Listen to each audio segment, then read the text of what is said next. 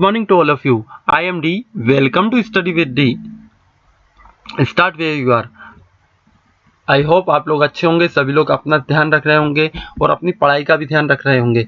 Start करते हैं आज का हमारा सेशन। ये जो आपका सेशन चल रहा है इंडियन पॉलिटी से रिलेटेड, हम एमसीक्यूज देख रहे हैं प्रीवियस ईयर क्वेश्चन पेपर के डिस्कशन के साथ में। मीन्स उसमें जो कुछ प्रीवियस ईयर में आपके क्वेश्चंस आए उनको भी हम साथ में डिस्कशन कर रहे हैं। स्टार्ट करते हैं मोटिवेशनल मंत्र के साथ में कि ईश्वर का दिया हुआ कभी अल्प नहीं होता, जो टूट जाए वो संकल्प नहीं होता।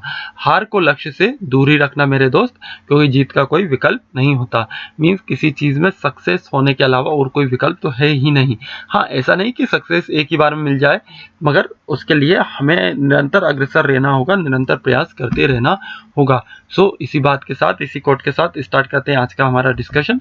The first question is which of the following are include in the list of the fundamental duties in Indian constitution. इनमें से कौन सा है जिसको फंडामेंटल ड्यूटीज में इंक्लूड किया गया है भारतीय संविधान की? To abide by the constitution and respect the its ideas and institution, to safeguard public property and क्या है, एब्ज्योर वायलेंस। आपको पब्लिक प्रॉपर्टी को क्या करना है? सेफगार्ड करना है, उसका बचा के रखना है। To uphold the and protect the sovereignty, unity and integrity of India. Bharat की जो सोवरेनिटी, यूनिटी और इंटीग्रिटी है उसको अपहोल्ड और प्रोटेक्ट करके रखना है, और to uphold and protect secularism, और सेक्युलरिज्म को भी आपको प्रोटेक्ट करके रखना है। Which one is the right answer? Which one is the right? कौन सा इसमें आपका आंसर राइट होना चाहिए?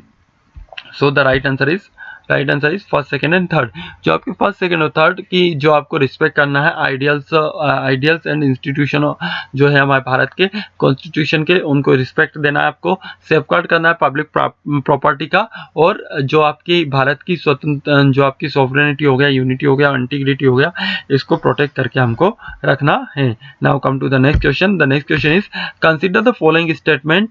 आपको फॉलोइंग स्टेटमेंट कंसिडर करना है कि the fundamental duties provide in the constitution are. Fundamental duties जो प्रोवाइड की गई हैं हमारे कॉन्स्टिट्यूशन में वो हैं to protect the sovereignty, unity and integrity of India, to safeguard private property, to protect and improve the natural environment including forest, lakes, rivers and wildlife of these statements।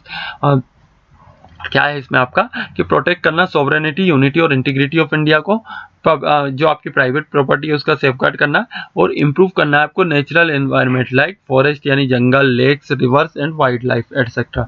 Which one is the correct? A बोल रहा है first, second and third, B बोल रहा है first and second, सी बोल रहा है second and third, और डी बोल रहा है फर्स्ट और थर्ड। कौन सा आपके हिसाब से इसमें सही होना चाहिए? The right answer is first and third. पहला और तीसरा जो है आपका वो फंडामेंटल ड्यूटी के अंतर्गत आता है। सेकंड वाला क्यों नहीं आता? टू सेफगार्ड प्राइवेट प्रॉपर्टी, ये आपका पब्लिक प्रॉपर्टी आएगा। प्राइवेट की जगह इसमें क्या इंक्लूड होगा? आपका public property. Now come to the next question. The next question is consider the following statement. Fundamental duties के बारे में बात की जा रही है। Have always been a part of constitution of India. जो फंडामेंटल ड्यूटीज थी ये हमेशा से कॉन्स्टिट्यूशन ऑफ इंडिया मींस भारतीय संविधान का एक हिस्सा थी। उसके बाद have been added through an amendment, या फिर इनको संविधान संशोधन करके भारतीय संविधान में शामिल किया गया है। और उसके बाद are mandatory on all citizen of India, ये मैंडेटरी है ऑल सिटीजन ऑफ इंडिया के लिए, भारत के सभी जितने भी लोग हैं उनके लिए, सिटीजन है उनके लिए ये मैंडेटरी है। तो इसमें आपका कौन सा ऑप्शन सही होना चाहिए? ए बोल रहा है फर्स्ट एंड थर्ड, बी बोल रहा है ओनली फर्स्ट, सी बोल रहा है ओनली सेकंड, और डी बोल रहा है second and third. Which one is the correct? The correct answer is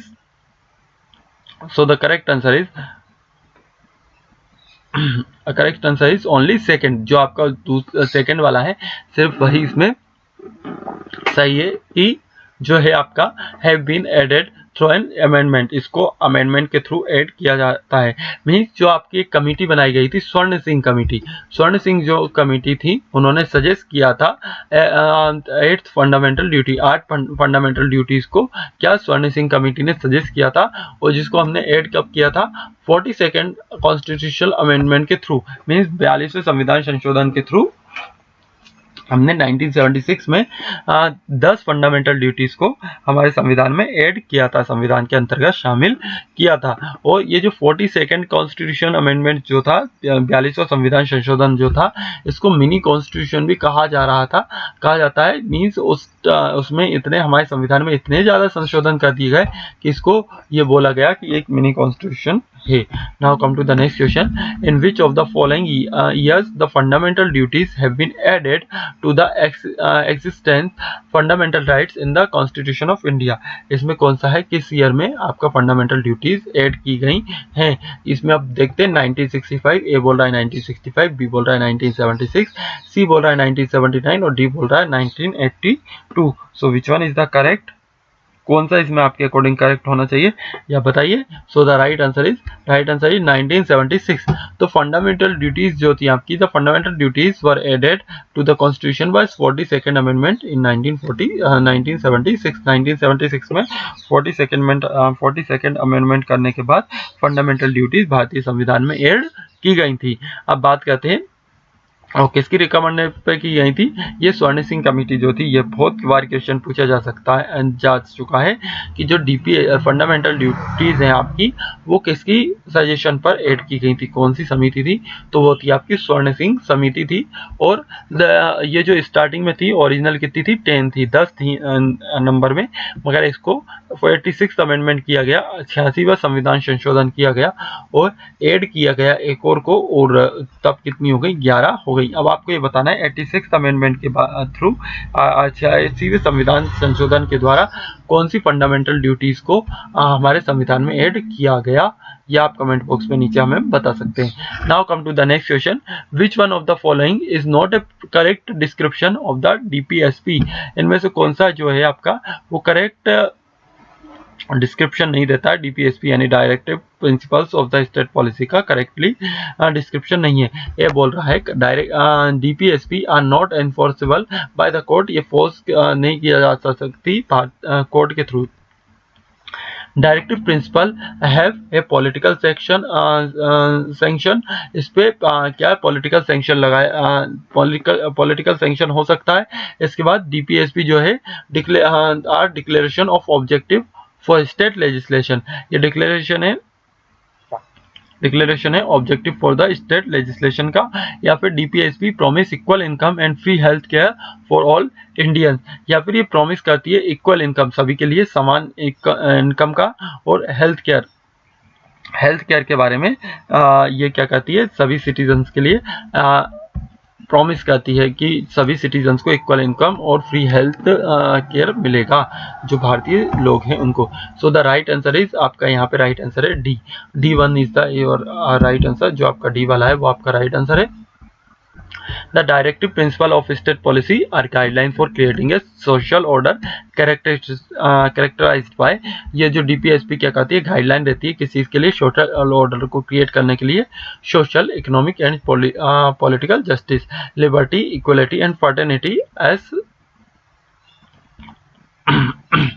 ये किसके अंतर्गत, कॉन्स्टिट्यूशन ऑफ, जो हमारे प्रीएम्बल है कॉन्स्टिट्यूशन की, उसके अंतर्गत है ये आपका। It does not promise equal income and free health of all Indians, ये प्रॉमिस नहीं करती है इक्वल समान वेतन को और फ्री हेल्थ केयर ऑफ सभी भारतीयों के फ्री हेल्थ केयर को ये नहीं बताती है। Now come to the next question.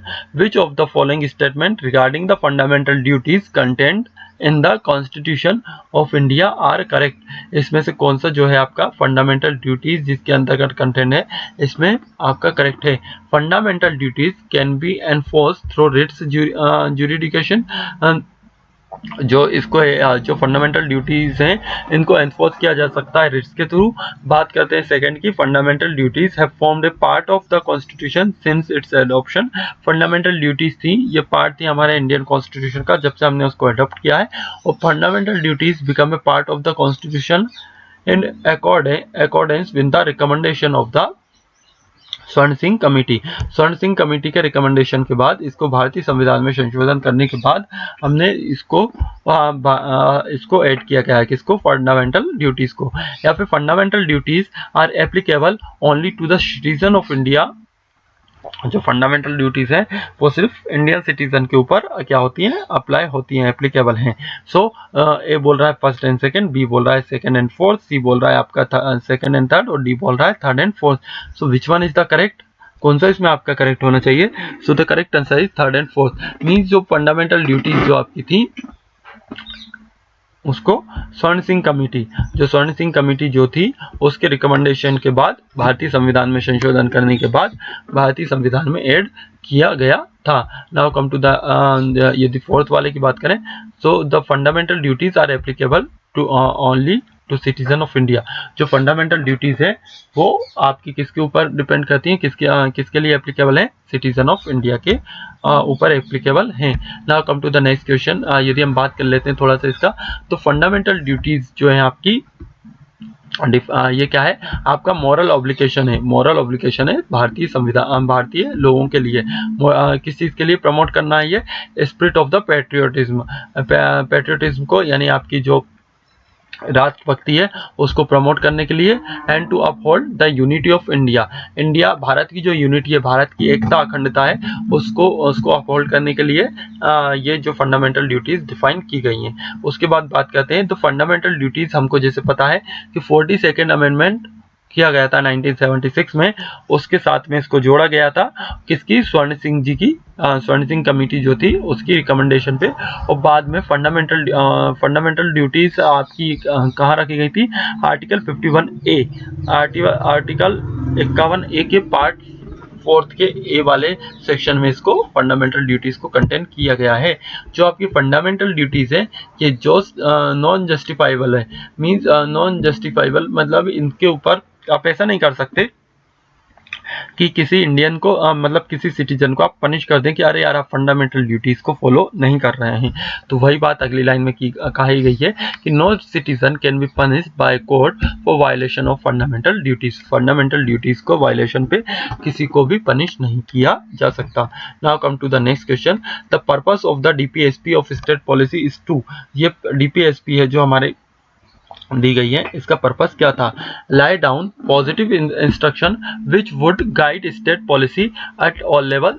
ये क्या पॉजिटिव इंस्ट्रक्शन है जो गाइड करेगी स्टेट पॉलिसी को सभी लेवल्स पे। बात करें implement Gandhi idea for a decentralize state. Gandhi idea है, गांधी जी का जो आइडिया है उसको इम्प्लीमेंट करने के लिए इसको रखा गया। Check the use of arbitrary power of the government, check the use of check करता है किस पे? Arbitrary powers of the government, या promote welfare of backward and section of the society. जो बैकवर्ड सेक्शन है हमारी सोसाइटी का, उसका वेलफेयर को प्रमोट करने के लिए संविधान में डीपीएसपी को ऐड किया गया है। तो विच one is the correct? So the correct answer is lie down positive instruction which would guide state policy at all level. State policy को गाइड करने के लिए इसको संविधान में रखा गया है कि जो हमारा स्टेट है वो क्या करेगा? पॉलिसी बनाते समय इनको फंडामेंटल ड्यूटीज को ध्यान में रख सकता है। सो हम देखते हैं इसका the purpose of DPSP. DPSP का पर्पस क्या था? कि lay down the positive instruction, positive instruction देना है किसको? स्टेट को गाइड करने के लिए उसकी पॉलिसी के लिए। तो जो आपकी डीपीएसपी है ये पार्ट 4 में भाग 4 में है भारतीय संविधान के, आर्टिकल 36 से लेकर आर्टिकल 51 के बीच में। और डायरेक्टिव प्रिंसिपल पॉलिसी जो आपकी डीपीएसपी है ये क्या करती है? फिलोसफी, इसको ये भी कहते हैं, ये फिलोसफी ऑफ इंडियन कॉन्स्टिट्यूशन को कंटेन करके रखती है। और डीपीएसपी जो है आपका जो ये क्या होते हैं, ये क्या है आपके लिए? डायरेक्टिव्स दी जाती है स्टेट को। स्टेट की हम बात कर रहे हैं, स्टेट को डायरेक्ट करती है किस चीज के लिए? According with the legislative and the executive power of state are to be exercise. किस तरीके से लेजिस्लेटिव और एग्जीक्यूटिव पावर, एग्जीक्यूटिव पावर है उसको किस तरीके से आप यूज करेंगे, इसका डायरेक्शन भी आप फंडामेंटल डीपीएसपी को कह सकते हैं। Now come to the next question. Which one among the following is a fundamental duties of citizen under the constitution of India. इनमें से कौन सा है जो भारतीय लोगों की जो सिटीजन्स हैं उनकी फंडामेंटल ड्यूटीज हैं। कौन सा? To provide friendly corporation to the people of neighbouring country, जो आसपास के हमारे जो पड़ोसी देश हैं उनसे हमें फ्रेंडली माहौल रखना है, फ्रेंडली कॉर्पोरेशन रखना है। To protect monument of the national importance के जो मॉन्यूमेंट्स हैं उनको हमको क्या करना है? प्रोटेक्ट करना है।